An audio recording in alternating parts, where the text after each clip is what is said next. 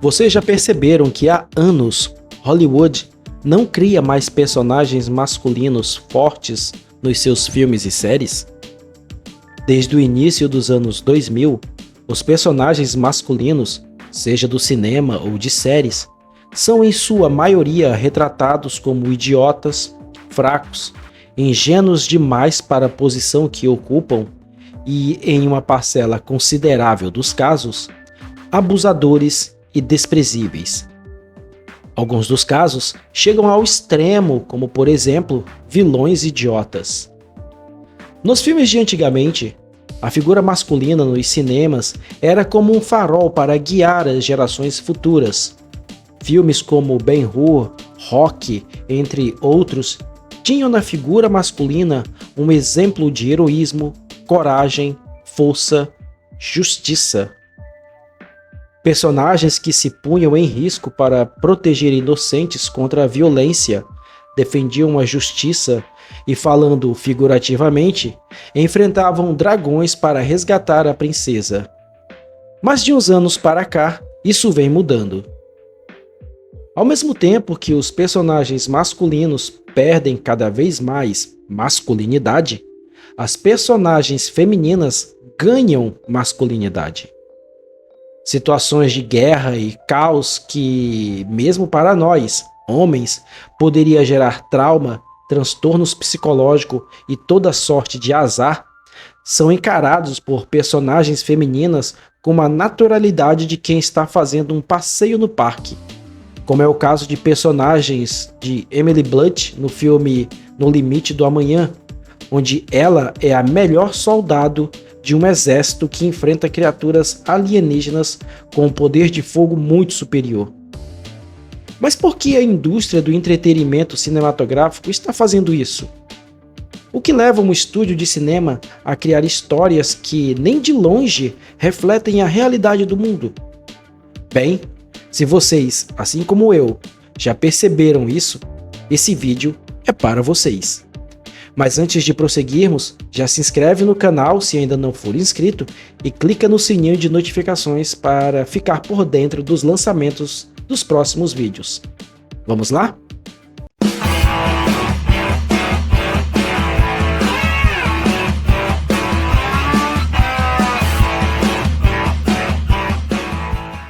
Quando se fala em herói de cinema, muitos nomes podem vir à mente.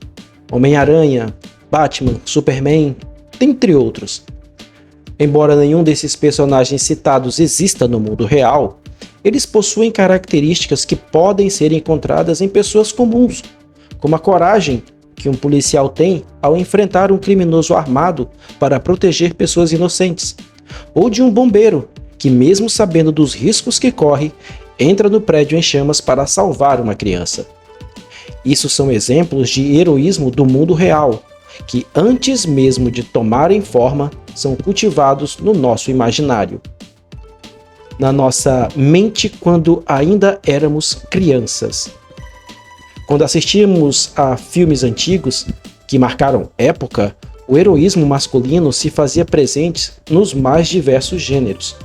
Imagine, por exemplo, o filme O Resgate do Soldado Ryan, quando o personagem de Tom Hanks, o Capitão Miller, lidera um pequeno grupo de soldados numa missão de resgate atrás das linhas inimigas nos momentos mais críticos da Segunda Guerra Mundial. Outra grande representação de heroísmo e liderança masculina pode ser vista em Coração Valente, quando William Wallace, interpretado por Mel Gibson, lidera os escoceses em uma luta incansável contra a opressão britânica. Wallace, mesmo em desvantagem, lutou até seu último suspiro contra a opressão dos ingleses, e mesmo quando a coroa britânica lhe oferece, entre aspas, clemência, caso ele se ajoelhasse e pedisse misericórdia, o Wallace se manteve firme em seu propósito.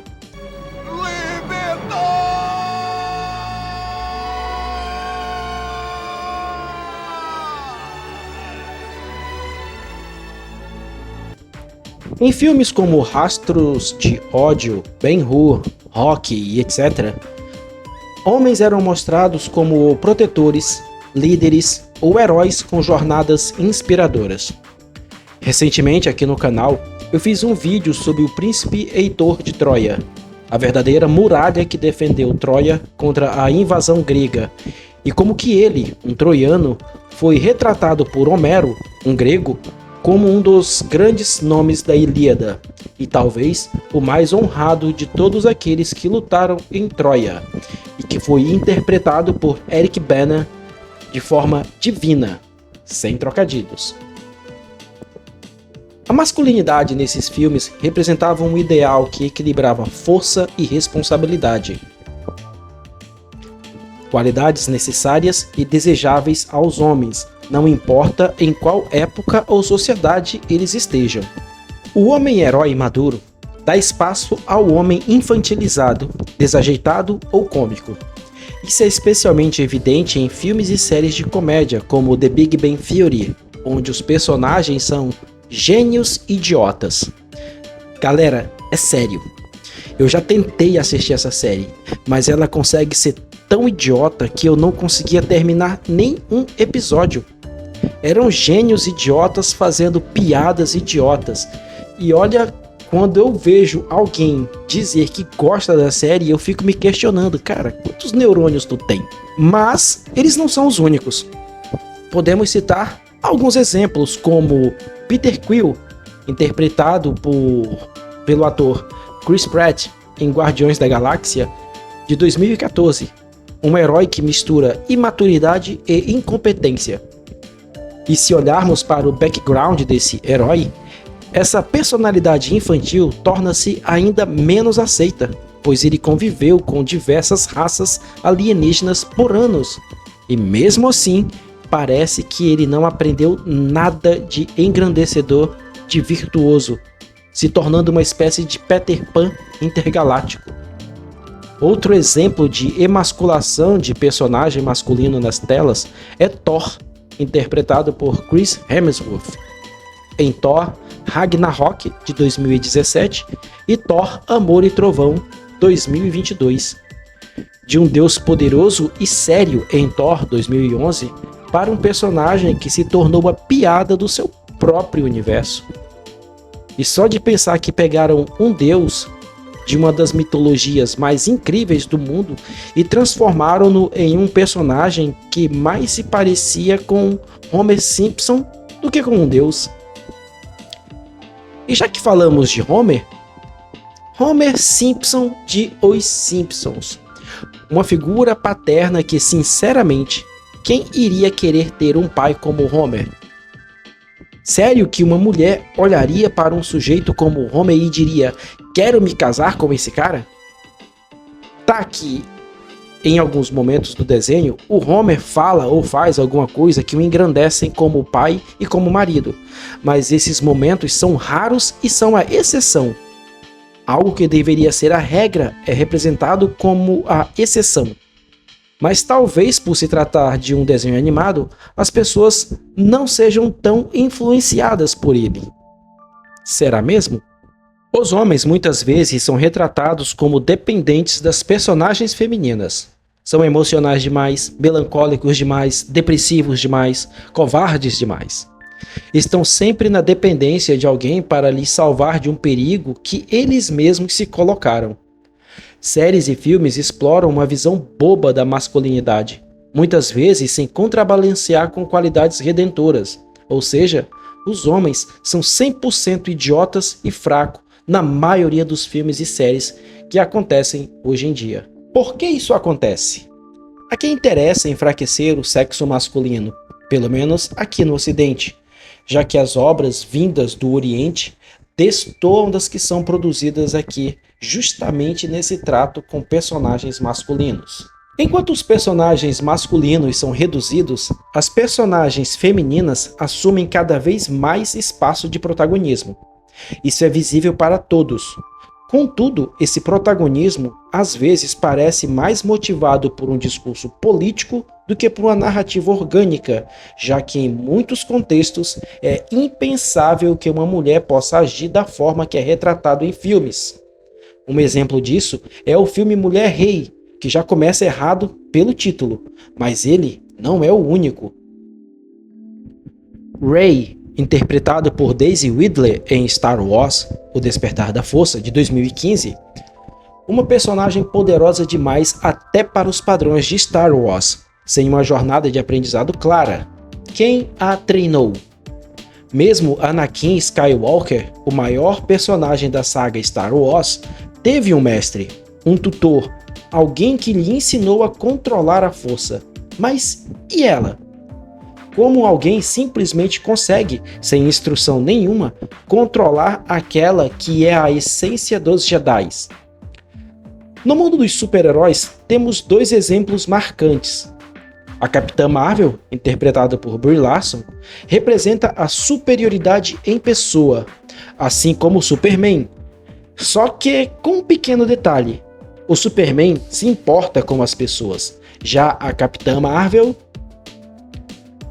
Outro exemplo, e talvez o pior desta lista, é o da She-Hulk, que em sua série aborda uma mistura de comédia e críticas à masculinidade.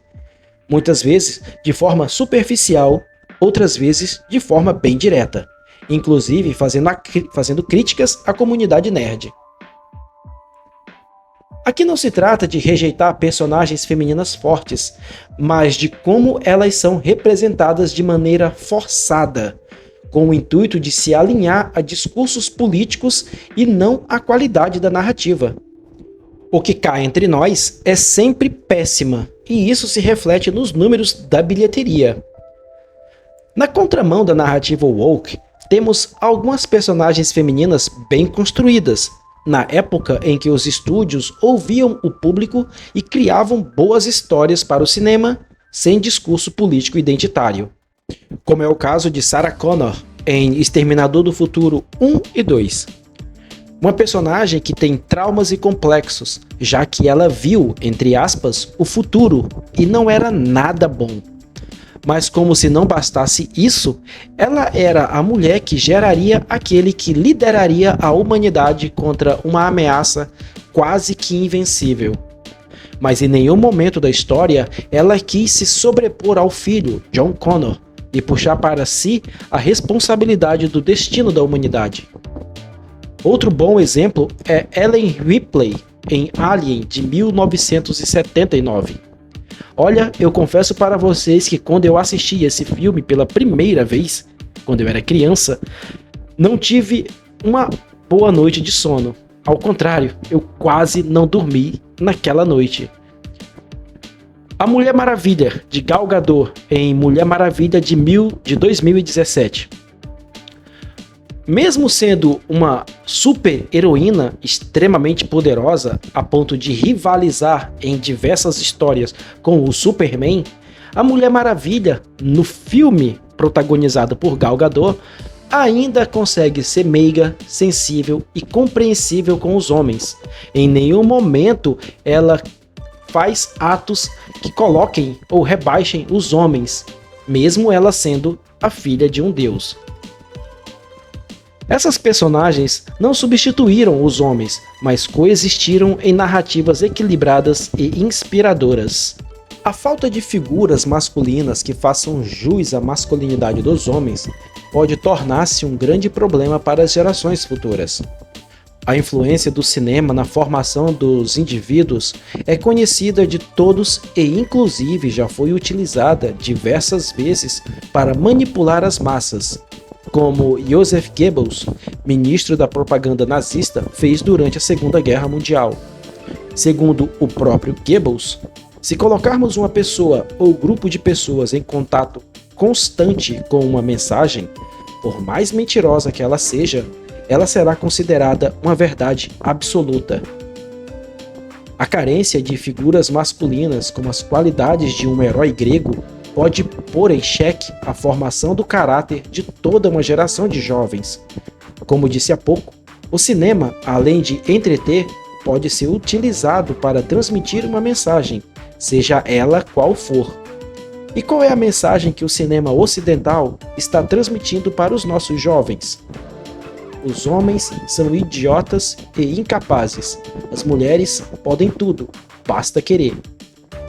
Sem querer pôr mais lenha nessa fogueira da guerra dos sexos, A nossa sociedade precisa de ambos se quiser continuar existindo, não apenas como um aglomerado urbano, mas como uma cultura.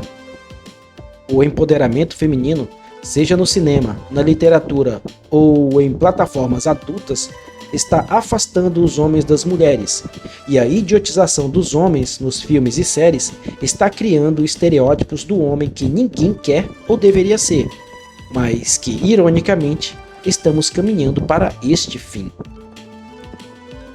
O cinema contemporâneo vem transformando os homens em piada, e isso pode ser facilmente comprovado, ao passo que transformam as personagens femininas em coisas que elas, por natureza, dificilmente seriam. Mas para o cinema moderno é super normal, como por exemplo, colocar mulheres para enfrentar um exército de homens em uma batalha campal, onde a força e a experiência de combate dos homens é sobrepujada pela habilidade das mulheres, como ocorre em Mulher Rei. Esse filme consegue ser pior que os atuais filmes de Star Wars como a Rey. Se os estúdios de cinema quiserem continuar existindo, eles precisam largar a politização em suas obras e voltarem a fazer boas histórias, e também não estragar personagens consagrados pelo público. Boas histórias são o que atrai o público e são também o que fazem com que certas obras vivam para sempre no imaginário popular. Então, e vocês? Vocês acreditam que o cinema está perdendo o equilíbrio em suas representações? Quais as suas opiniões? Deixem aqui nos comentários e não se esqueçam de se inscrever no canal e ativar o sininho de notificações. Até a próxima, pessoal!